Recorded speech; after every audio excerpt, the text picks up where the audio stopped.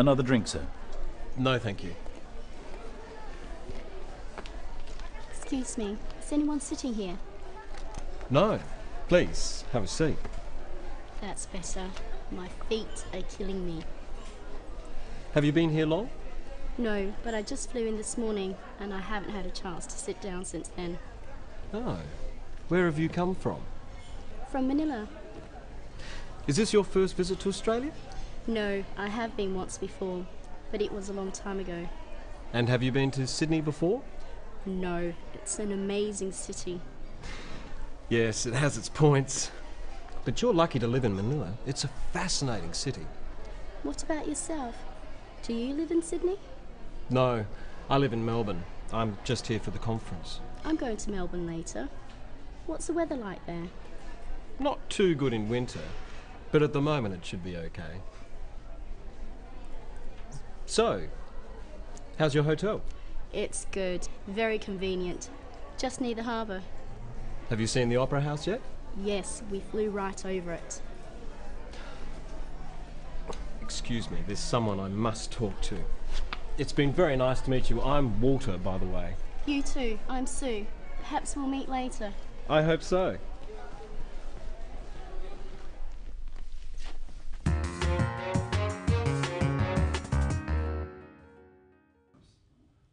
Today, we're looking at a typical conversation you might have with someone you've only just met.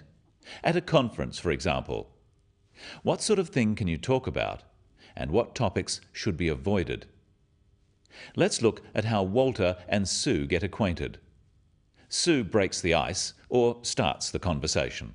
Excuse me, is anyone sitting here? No, please, have a seat. That's better. My feet are killing me. We can tell from how Sue speaks to Walter that they haven't met before. She is very polite, and so is he. But then she says something more personal, and this is the icebreaker. That's better. My feet are killing me.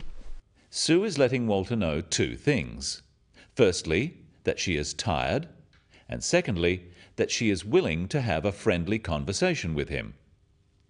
By making a more personal or casual remark, she is inviting him to respond. Have you been here long? No, but I just flew in this morning and I haven't had a chance to sit down since then. Walter asks, "Have you been here long?" To start a conversation like this, it's fairly safe to talk about what people have just done. For this, we use the present perfect, have. Practice with Walter some typical questions like this you could ask. Have you been here long? Have you been to Sydney before? Have you seen the Opera House? Have you tried any restaurants? Questions that start with "have you" are yes-no questions, so they have a rising tone. Have you been here long? When answering these questions in a situation like this, it is helpful to add some information, not just say yes or no. If you just say yes or no, people may think you don't really want to talk. Have you been here long? No. No. Instead, notice how Sue helps the conversation along by giving some extra information. Have you been here long? No, but I just flew in this morning and I haven't had a chance to sit down since then. Oh. Where have you come from? Sue has said that she flew in this morning, so this gives Walter an obvious next question. Where have you come from? This is a different type of question. It's asking for information.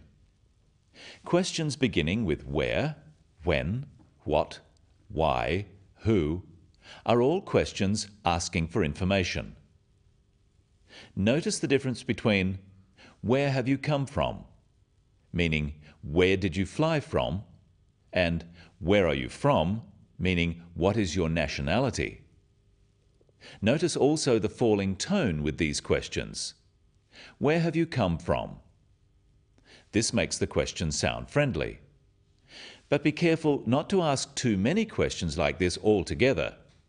The other person may think You're being too nosy. Where are you from? Manila. What do you do? I'm an accountant. Why are you here? I'm on business. Who are you with? My boss. Excuse me. Where are you going? Of course, some questions like this are all right, but try not to sound too inquisitive, and offer some information or ideas yourself. Is this your first visit to Australia? No, I have been once before, but it was a long time ago. And have you been to Sydney before? No, it's an amazing city. Yes, it has its points. But you're lucky to live in Manila. It's a fascinating city. Sue doesn't just answer yes or no, she adds some extra information. And Walter finds the opportunity to give his opinion and to compliment the place Sue comes from. Now it's Sue's turn to ask a question. What about yourself? Do you live in Sydney? No, I live in Melbourne. I'm just here for the conference. Sue wants to ask Walter about himself. This is showing interest. So she says, "What about yourself?" Practice some useful phrases to introduce a question. And what about yourself? And how about you? These phrases should be followed by a question. Practice again with the question to follow. And what about yourself? Do you live in Sydney? And how about you? Have you been here before? When meeting someone new on business, but in a social setting, there are a few safe topics. We can talk about travel and accommodation, basic questions about the other person, about the city you are in, interesting sights to see, and of course, the weather. I'm going to Melbourne later. What's the weather like there? Not too good in winter, but at the moment it should be okay. Finally, let's look at how Walter ends the conversation. He needs to make sure the other person doesn't think he is bored. Excuse me, there's someone I must talk to.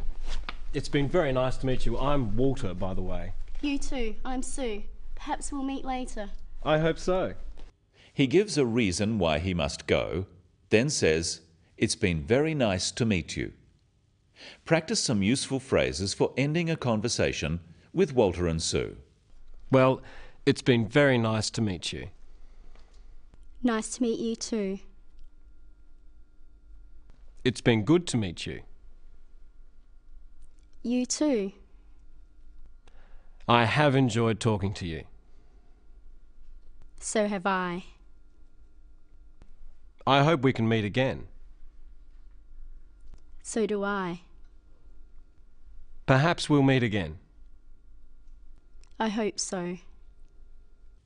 In conversation, when asking questions, remember to use a rising tone for yes-no questions, such as those starting with "Do you?"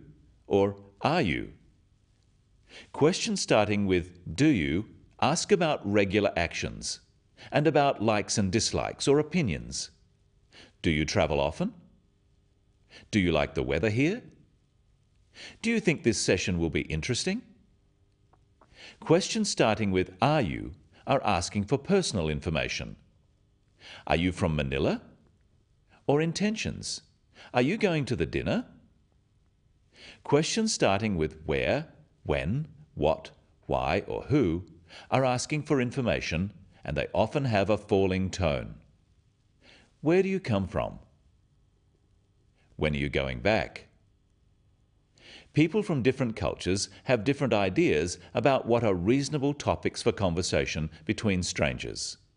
So at first, it is safest to stick to general topics, such as travel, the weather, places, and of course, the business you are in.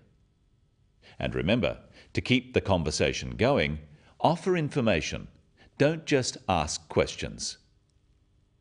That's all today on the Business of English. See you next time.